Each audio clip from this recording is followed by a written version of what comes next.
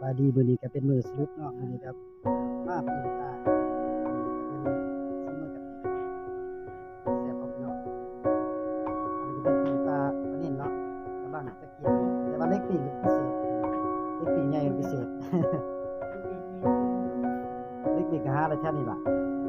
ง่ายๆเนาะเอาตามความสะดวกสบายแต่ว่าเบิ่งตัวปลาเป็นจังได๋อยากนำบ่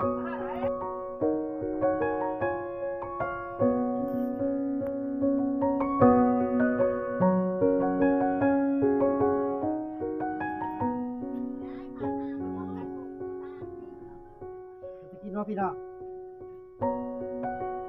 เดี๋ยวคือสิกรอบดีขนาดกรอบนอกนุ่มในเรื่องเงินเต็ม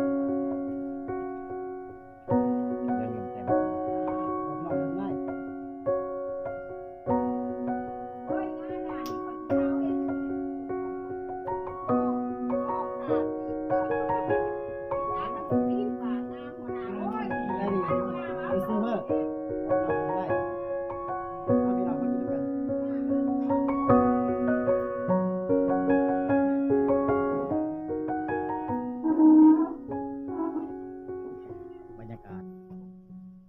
คิดถึงเย็นเนาะบรรยากาศดีได้มื้อนี้เราเย็นดีเนาะสมาชิกกันที่เราอันนี้เป็นเชฟเนาะเชฟใหญ่สองมีปลากรอบนอกนุ่มในเหมือนกันสีสันเลยนี่เนาะเป็นสูงนะครับมีเยอะๆ ขอบคุณแม่นดีเนาะฝากกดไลค์กดแชร์กดติดตามกดกระดิ่งไว้แจ้งเตือน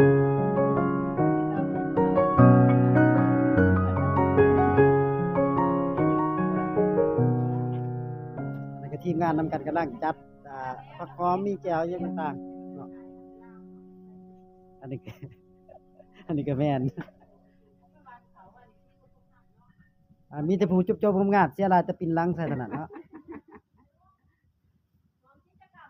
กำลังนี่ก็แม่นแจ่วสำหรับกินพันปลาเนาะกำลังกะเกียมอยู่ปลาเฮากำลังเอามาจักหน่อยเนาะ